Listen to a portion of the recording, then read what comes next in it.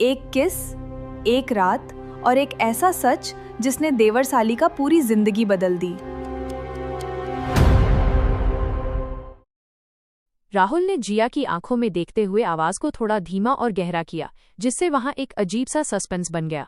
उसने जिया के चेहरे के करीब आकर कहा, तो साली साहिबा, मेरी शर्त यह है कि मैं चाहता हूं तुम आज रात ठीक 12 बजे मेरे कमरे में आओ। ये सुनते ही जिया के पैरों तले जमीन खिसक गई। वो पूरी तरह शॉक हो गई। उसका चेहरा डर के मारे सफेद पड़ गया। उसने पीछे हटते हुए कहा, क्या तुम पागल हो गए हो क्या राहुल? ये कभी नहीं हो सकता। मैं तुम्हारी ऐसी कोई भी बकवास शर्त पूरी नहीं करूंगी।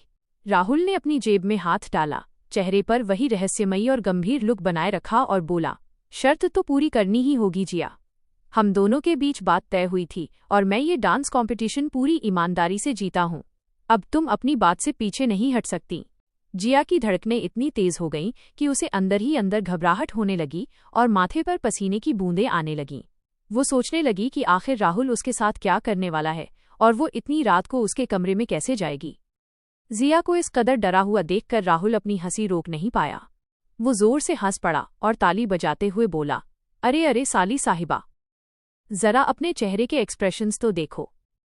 इतना डर क्यों गई? मैं तुम्हें सिर्फ अपने कमरे में कॉफी पीने के लिए बुला रहा हूं, पर शर्त यह है कि वो कॉफी बाहर से नहीं आएगी, बल्कि तुम्हें खुद अपने हाथों से बनाकर मेरे कमरे में लेकर आनी होगी। ये सुनते ही जिया ने राहत की एक बहुत लंबी सांस ली। उसके चेहरे का डर गायब हुआ और एक प्यारी सी मुस्कान आ गई।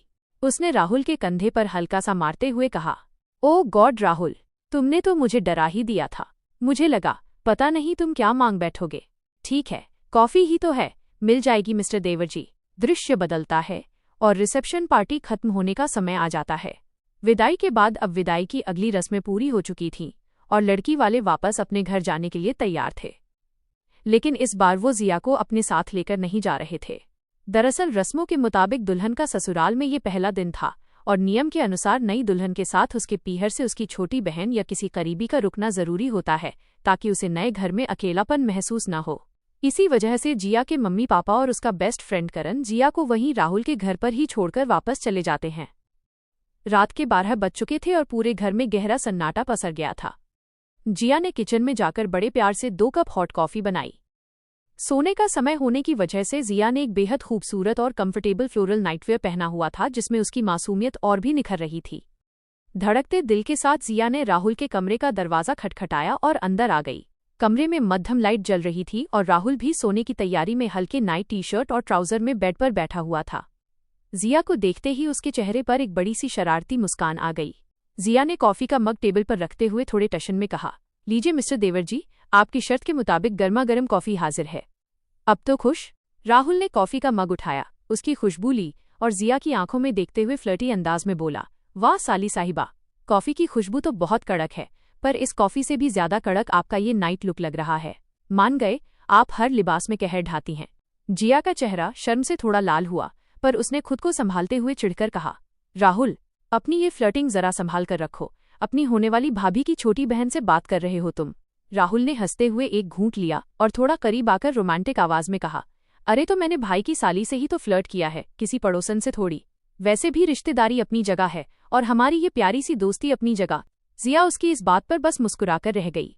दोनों कॉफी पीते हुए मीठी नोकझोंक कर ही रहे थे कि अचानक चटाक की आवाज हुई और पूरे घर की बिजली चली गई। पूरे कमरे में एकदम घना अंधेरा छा गया। जिया घबरा गई, ओह गॉड, ये अचानक करंट क्यों चला गया? राहुल, मुझे अंधेरे से डर लगता है। राहुल ने कहा, रुको जिया, डरो मत, मैं फोन की टॉर्च ऑन करता हूँ। जैसे ही राहुल ने अपने फोन की फ्लैशलाइट ऑन की, मोबाइल की रोशनी सीधे नीचे से राहुल के चेहरे और उसकी आंखों पर पड़ी। उस तेज रोशनी में जिया ने जब राहुल की आंखों और उसके चेहरे के हाव भाव को इतने करीब से देखा तो उसके दिमाग में बिजली सी कौंध गई। उसे तुरंत उस मास्क वाले डांस का एक एक पल याद आ गया। उस अजनबी पार्टनर की आंखें, उसकी परफ्यूम की खुशबू और उसकी ये जादुई मुस्कान, ये सब हूबहू राहुल जैसी थीं। जिया को अपना वो गहरा किस भी याद आ गया। जिया का पूरा बदन गुस्से और शौक से कांपने लगा। उसने झटके से राहुल का हाथ पकड़ा और चिल्लाकर बोली, राहुल, तुम वही हो ना जिसके साथ मैंने मास्क पहनकर वो रोमांटिक डांस किया था? तुम ही थे उस मास्क के पीछे। राहुल इस अचानक हुए खुलासे से बुरी तरह घबरा गया। उसका फोन हाथ से छूटते छूटते बचा। उसने हकलाते हुए कहा, हाँ, हाँ जिया, वो मैं ही था। जिया की आंखों में आंसू आ गए और वो गुस्से में चीखी, इसका मतलब तुम्हें पहले से पता था कि वो मैं हूँ, फिर भी तुमने मेरे साथ वो सब किया, मुझे धोखे में रखा, मुझसे सच छुपाया और मुझे एक बार भी नहीं रोका। तुम्हारी हिम्मत कैसे हुई राहुल? राहुल ने घबराकर उसका हाथ थामने की कोशिश की और अपनी सफाई में कहा, जिया प्लीज मेरी बात सुनो, मेरा वो इरादा नहीं था, मैं तो बस। शट अप राहुल, मुझे तुम्हारी कोई सफाई नहीं सुननी। जिया ने गुस्से में अपना हाथ छुड़ाया और रोते हुए पैर पटकती हुई तुरंत उसके कमरे से बाहर निकल गई। उस तूफानी रात को करंट तो वापस आ गया, पर दोनों के दिलों का चैन हमेशा के लिए जा चुका था। जिया अपने कमरे में बेड पर लेटे हुए दीवार को ताक रही थी, उसकी उंगलियां अनजाने में ही अपने होठों को छू रही थीं और वो उस जादुई डांस और किस के बारे में सोचकर रो भी रही थी और बेचैन भी हो रही थी। वहीं दूसरी तरफ राहुल अपने कमरे में जागते हुए ग्लानी और जिया के लिए उमड़ते अपने सच्चे प्यार के बीच झूल रहा था। सुबह की पहली किरण के साथ घर में एक नई चहल पहल शुरू हो चुकी थी। शादी के बाद आज दुल्हन बनी प्रिया की पहली रसोई की रस्म थी। परंपरा के मुताबिक उसने पूरे परिवार के लिए मीठी मीठी खीर बनाई थी। डाइनिंग टेबल पर घर के सभी बड़े बुजुर्ग और सदस्य इकट्ठा थे। जैसे ही सबने खीर का पहला चम्मच मुंह में डाला, सबके चेहरों पर मुस्कान आ गई। सबने प्रिया के हाथ के स्वाद की जमकर तारीफ की।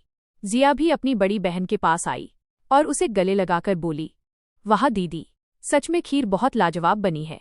पूरा परिवार खुश था, लेकिन इस महफिल में राहुल चुपचाप एक कोने में बैठा हुआ था।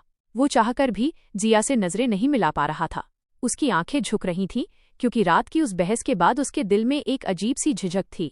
जिया भी उसे पूरी तरह इग्नोर कर रही थी। ब्रेकफास्ट खत्म होने के बाद प्रिया और विशाल कुछ रस्मों के लिए वापस अंदर कमरे में चले जाते हैं। तभी राहुल की माँ किचन से बाहर आईं और उनके हाथ में कुछ सामान था। उन्होंने कहा, राहुल, ये कल के रिसेप्शन का कुछ सामान घर के अंदर ही रह गया है। बेटा, जरा ये सारा सामान ले जाकर पीछे वाले स्टोर रूम में रख दो। राहुल ने सामान की तरफ देखा, फिर चुपके से जिया की तरफ नजरें घुमाईं और अपनी माँ से बोला, माँ, इतना सारा सामान है, मैं अकेला इसे कैसे लेकर जाऊंगा? माँ ने मुस्कुराकर जिया की तरफ देखा और कहा, जिया बेटा, तुम थोड़ी मदद कर दो ना राहुल की, दोनों मिलकर रखाओगे तो जल्दी हो जाएगा। अब माँ के सामने जिया मना नहीं कर पाई। उसने बेमन से हामी भरी और दोनों मिलकर भारी सामान उठाकर स्टोर रूम की तरफ ले जाने लगे।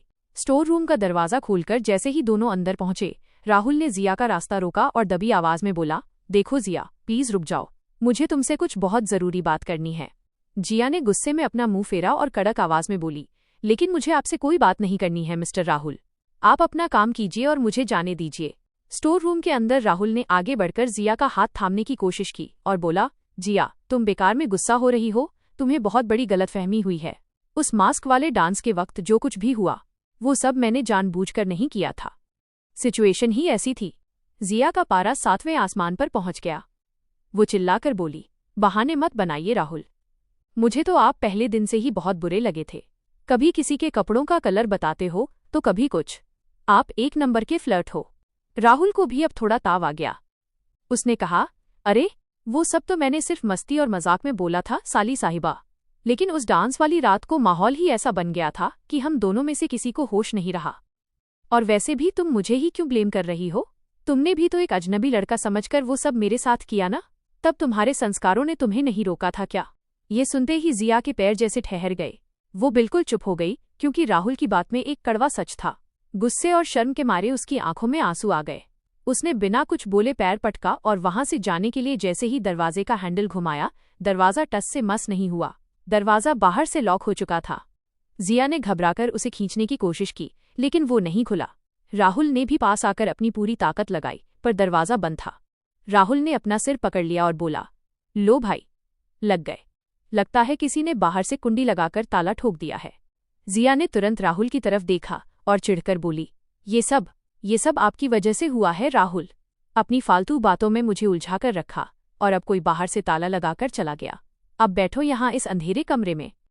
राहुल ने भी हार न मानते हुए मजाकिया अंदाज में कहा, वाह, गलती मौसम की और कसूर मेरा, ताला किसी तीसरे ने लगाया, पर विलेन मैं बन गया। कमाल है। जिया ने मुंह फुलाकर कहा, हाँ, तो विलेन आप ही हो। अगर आप उस रात मास्क पहनकर वो सब। राहुल ने बीच में ही बात काटते हुए मुस्कुराकर कहा, अरे बाबा, अब इस बंद स्टोर रूम में तो उस रोमांटिक रात को याद मत दिलाओ, कहीं मेरा इरादा फिर से न बदल जाए। जिया ने गुस्से में उसे घूरा और दोनों की ये मीठी खट्टी नोकझोंक स्टोर रूम के अंधेरे में भी एक क्यूट सा माहौल बना रही थी। तभी राहुल ने अपनी जेब से फोन निकाला और विशाल भैया को कॉल लगाया। हेलो भैया, अरे यार, हम दोनों यहाँ पीछे वाले स्टोर रूम में बंद हो गए हैं। कोई बाहर से ताला लगा गया है, प्लीज वो डुप्लीकेट चाबी लेकर आओ और दरवाजा खोलो। थोड़ी ही देर में विशाल और प्रिया भागते हुए आए और उन्होंने डुप्लीकेट चाबी से स्टोर रूम का ताला खोला। दरवाजा खुलते ही जिया राहत की सांस लेकर बाहर निकली।